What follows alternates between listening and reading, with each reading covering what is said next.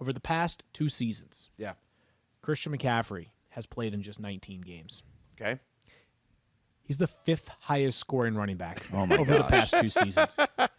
Zeke Elliott? In 19 games. In 19 games. Zeke Elliott, pretty good player, right? Yeah, sure. Pretty darn good. Never had lower than a 12th best season amongst running backs. Yeah, of course. 26 fewer points than Christian McCaffrey during that time. And Zeke has missed 1 game. Exactly. McCaffrey is the 101. He's the 101.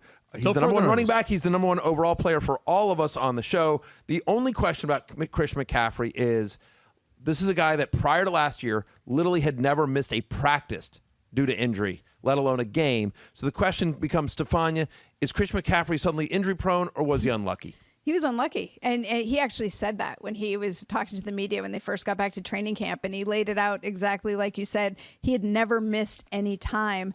This is a guy who takes exceptionally good care of himself. He knows how to train. And he said he didn't change anything in his regimen because he didn't believe that there was a reason to. It was really just that he was unlucky. He had a high ankle sprain, you guys remember, early in the season, and it took him a while to come back. He was out after week 2. He didn't come back until week 9. And then when he did, he actually looked really good in that game. So the ankle injury was not a factor. It was just late in that game. He ended up with a shoulder separation. He goes out, and then we don't see him again for the rest of the season because while he was rehabbing that, he ended up with a thigh strain. I mean, it was just sort of a bad year. And it's really tough when you're trying to come back in after big injuries. Sometimes you just can't get fully healthy. So time was on his side once he got the summer retrain. I saw him at camp. I was standing right, like he looks exactly the same. Picked up where he left off.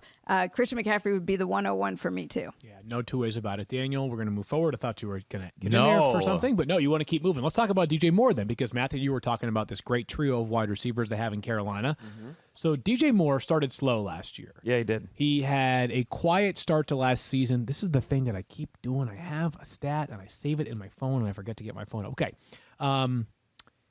His last 6 games, though, were really good. His first 10 games were not quite as hot for DJ Moore. It was inexplicable, right? Like it wasn't like he cratered. It wasn't so bad. It just was also like this is a player that we were drafting like a top 10 wide receiver last year. I think people misjudged how much Robby Anderson was going to be used. Robby Anderson was red hot at the start of last season. Yes, I have that number here for you in a and second. Curtis Samuel had some big games as well. Especially late. Yep. Especially late. So they were just – and by the way, that offense suddenly became very – when you have a Christian McCaffrey and your offense is going to run through him and then he suddenly gets injured very early in the season, suddenly – and you have a new quarterback and a new offense coordinator and a new head coach, right? You know, all of a sudden you're trying to piece things together and maybe, you know, things happen. So I think it is important to note that we're going to talk about 4 players with potential fantasy value amongst the pass catchers. Christian McCaffrey, an absolute lock, absent him being off the field. But I think of those 3 wide receivers we're going to talk about, probably 2 have like legit fantasy value. I think it's hard to sustain 3 wide receivers in an offense when your running back's probably going to have 125 or so targets.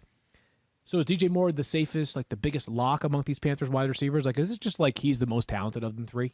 Yeah, I think so. Look, he's the only wide receiver, literally the only wide receiver in the NFL with over 1,200 scrimmage yards each of the last 2 seasons. Crazy. So, I mean, like, he has, even though it took him, he wasn't consistent, he didn't get there consistently last year. At the end of the year, the numbers were there for DJ Moore. I don't think anyone questions his talent, like just in the NFL, like, he drew favorable comparisons to Steve Smith when he was drafted. Yeah. You know, another Carolina Panther great, right? And I mean, Steve Smith is Hall of Famer, right?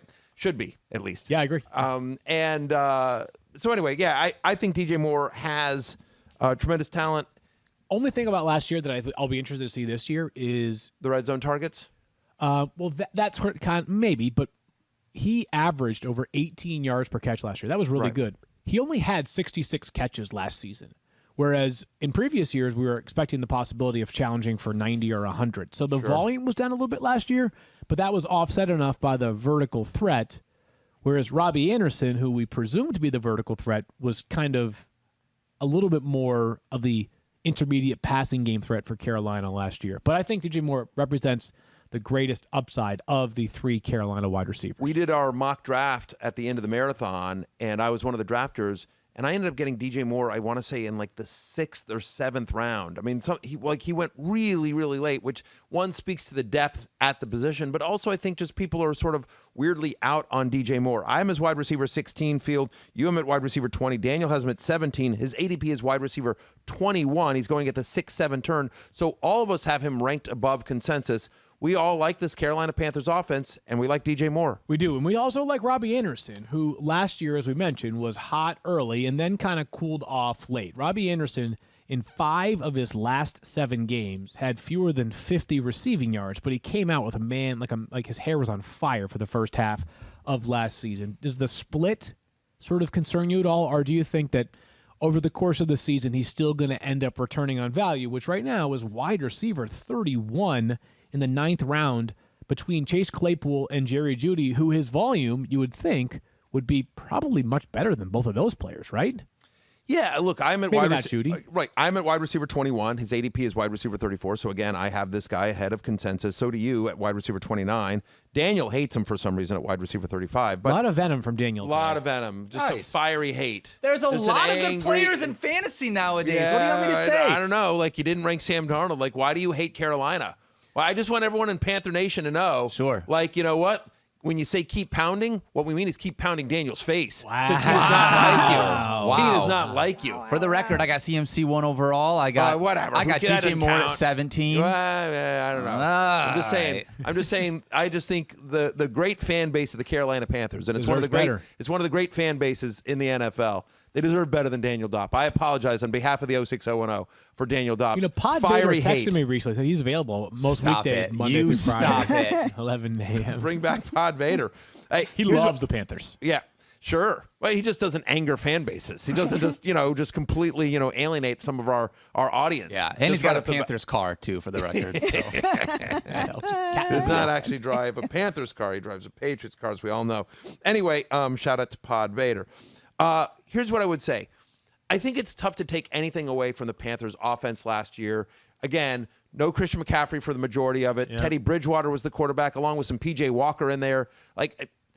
And by the way, it was the first year in the NFL for Matt Rule, for Joe Brady, in those positions. Totally. Yeah. In a shortened season with a shortened offseason, I just think it's tough to take a lot away from there. I think you just have to sort of trust the talent and the scheme, which I am doing. Again, I agree with that. Again, going with the idea that it's going to be tough if Christian McCaffrey gets his usual passing game usage. Exactly. Plus DJ Moore, plus Robby Anderson. Is Terrace Marshall Jr., the 59th overall pick in the draft, who slid because of some health concerns, is he more than just wide receiver insurance? Or does his path to fantasy relevance come at the cost of somebody else's success? Yeah, that's what I think. I think Terrace Marshall, look, he's a big guy. Like, he'll catch some touchdowns. He'll have some nice weeks. But I think in terms of providing consistent fantasy value this year, I don't think you should be drafting him in a standard 10-team redraft league. I agree. I love him in Dynasty. Yeah. But a super interesting insurance policy. Yes. Because if something happens to Robby Anderson or DJ Moore, there's enough pedigree there and talent that he'd be pretty useful in right away what we think is going to be an improved passing offense. Thanks for watching ESPN on YouTube. For live streaming, sports, and premium content, subscribe to ESPN+.